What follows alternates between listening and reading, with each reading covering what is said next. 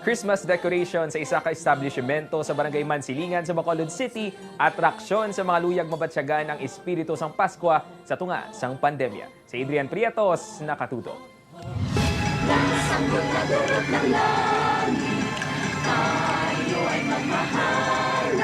Ang ini nga mga manunudlo kag churchmates sa Bacolod City.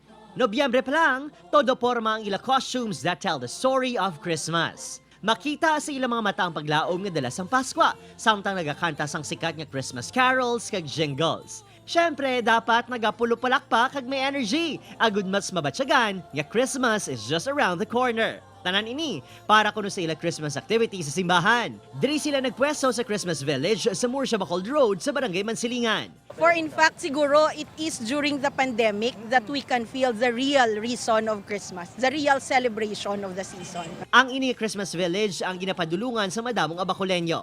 Napuno ini sa mga madinuagon nga lights, giant Christmas tree, life-size nativity scene, kag stars of hope, nga daw kaangay sa mga nagasaot nga bituon. Bangod sa katahom, naging sukoy naman ini sang mga video kag photoshoot.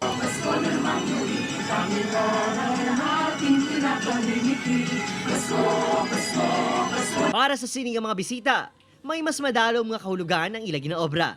Labaw sa costume kag makeup bilang mga elf ni Santa, liyog sang maini pabutyag ang istorya sang Pasko, nga istorya sang pagkabunag sang aton manluluwas. As we celebrate this Christmas, let us always remember that in spite of this, darker side that we're facing here in the world, of course, let us always say that God is our brighter side. Example kita nga mga tigulang sa mga bata, agod sila man, akayo naton nga bilang bali mag-celebrate sang Christmas. Kapuso, konting kembot na lang, Pasko na. Kabay, nga magluwas sa mga dekorasyon, mahang pa naton nga inition for us to remember the greatest story ever told.